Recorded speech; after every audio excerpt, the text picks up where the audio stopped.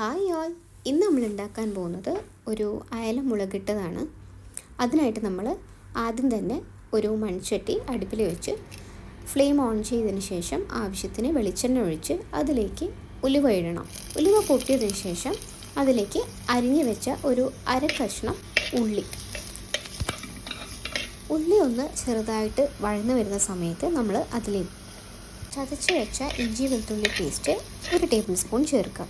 പിന്നെ 2 പച്ചമുളകും നീളത്തിൽ അരിഞ്ഞത്.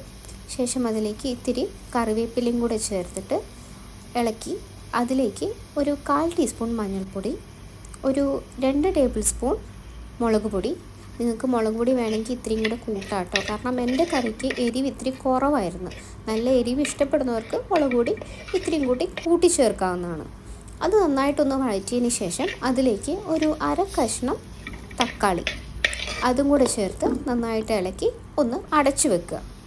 തക്കാളി ഒന്ന് ചെറുതായിട്ട് ഉടഞ്ഞ് വന്നാൽ ഒരു നെല്ലിക്ക വലിപ്പത്തിലുള്ള പുളിയെടുത്ത് അത് വെള്ളത്തിലിട്ട് പിഴിഞ്ഞ് അത് ഇതിലേക്ക് ഒഴിച്ചു കൊടുക്കുക. എന്നിട്ട് ആവശ്യത്തിന് ഉപ്പും കൂടെ ചേർത്ത് അതൊന്ന് നന്നായിട്ട് ഇളക്കി മിക്സ് ചെയ്തതിന് ശേഷം വീണ്ടും ഒന്ന് അടച്ചു വയ്ക്കണം. മീഡിയം ഫ്ലെയിമിൽ ഒരു 3-4 മിനിറ്റ് വെക്കുമ്പോഴത്തേനും ഈ ഒരു പരുവായി കിട്ടും. ഇനി അതിലേക്ക് ആവശ്യത്തിനുള്ള വെള്ളം ഞാനൊരു 1/4 കപ്പ് മുതൽ 1.5 കപ്പ് വരെ വെള്ളം ചേർത്തിട്ടുണ്ടാവും. അതിനുശേഷം ഇതുപോലെ നന്നായിട്ട് തിളച്ച് വരുമ്പോൾ അതിലേക്ക് നമുക്ക് കഴുകി വൃത്തിയാക്കി വെച്ച മീൻ ചേർത്ത് കൊടുക്കാം. മീൻ ചേർത്തതിന് ശേഷം ഒന്ന് ചെറുതായിട്ട് ഇളക്കി കൊടുക്കുക. നല്ലോണം കുത്തി ഇളക്കണ്ട.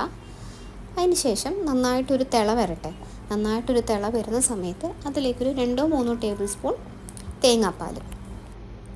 തേങ്ങാപ്പാലും കൂടെ ചേർത്ത് കഴിഞ്ഞ് ചെറുതായിട്ടൊരു തിള വരുമ്പോൾ തന്നെ സ്റ്റൗ ഓഫ് ചെയ്യുക. എന്നിട്ട് അതിലേക്ക് കുറച്ച് കറിവേപ്പിലയും കൂടെ ചേർത്ത് ഇത്തിരി പച്ച വെളിച്ചെണ്ണയും കൂടെ ആ കറിയുടെ മേളിൽ കൂടെ ഒഴിക്കുക.